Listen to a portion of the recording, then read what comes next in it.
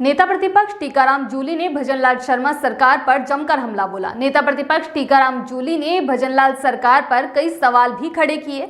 उन्होंने कहा कि राजस्थान में कानून व्यवस्था की स्थिति बिगड़ गई है। हत्या, दुष्कर्म जैसे संगीन अपराध लगातार बढ़ रहे हैं। जूली ने कहा कि भाजपा राज में रेत बिक रही है। भाजपा विधायकों की बोली से जनता दब दब कर मर रही है, माफियाओं की ट्रैक्टर ट्रॉली से। जूली ने कहा कि बीकानेर की धरती रो रही है, भाजपा सरकार सो रही है। जूली ने मुख्यमंत्री भजनलाल शर्मा से सवाल पूछते हुए कहा कि लोकतंत्र में सवाल पूछना कब से अपराध बन गया। टीकाराम जूली ने कहा कि प्रदेश में अवैध खनन चरम पर है और सरकार आंखें मूंदे बैठी है। उन्होंने अवैध खनन को लेकर सरकार की निष्क्रियता पर भी सवाल उठाए और कहा कि प्रदेश में खनन माफिया बेखौफ हो चुके हैं। जूली ने कहा कि भाजपा को सत्ता का घमंड है, ये लोकतंत्र नहीं है, ये तानाशाही का चेहरा है। टीकाराम जूली ने मुख्यमंत्री के शेखावटी दौरे के दौरान काले झंडे दिखाने के मुद्दे को लेकर भाजपा सरकार पर तंज कसा। जूली ने कहा कि मुख्यमंत्री के शेखावटी दौरे के दौरान एनएसयूआई एवं युवा कांग्रेस के कार्यकर्ताओं की गिरफ्तारी कर उन्हें नजरबंद करना लोकतंत्र पर प्रहार है।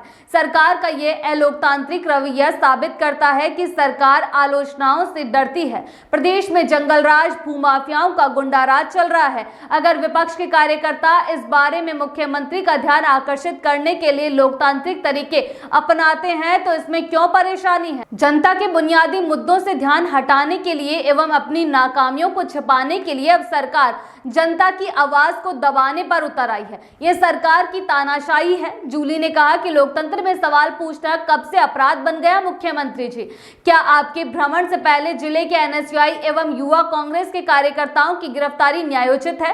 टीकाराम जूली ने अवैध खनन को लेकर भी सरकार पर निशाना साधा। भाजपा राज में रेत बिक रही है, जनता दब दब कर मर रही है।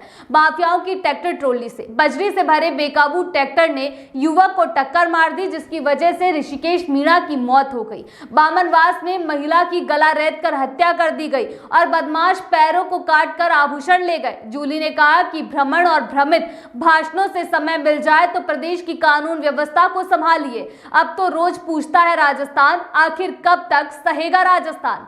टीकाराम जूली ने ओवरब्रिज पर हुए हादसे का मुद्दा उठाते हुए कहा कि 19 मार्च को बीकानेर के देशनोक ओवरब्रिज पर हुए हादसे से सैन समाज के 6 लोगों की दर्दनाक मृत्यु हो गई थी, जिसे लेकर लगभग 25 दिनों तक पीड़ित परिवार राज्य सरकार से मदद की गुहार लगाता रहा, लेकिन सरकार के जू तक नहीं रेंगी। कांग्रेस के नेताओं और आमजन ने पीड़ित परिवार को लेकर न्याय दिलाने के लिए बीकानेर में अनिश्चितकालीन धरना शुरू किया, लेकिन सरकार है कि कुंभकर्ण की नींद से जागने का नाम नहीं ले रही है।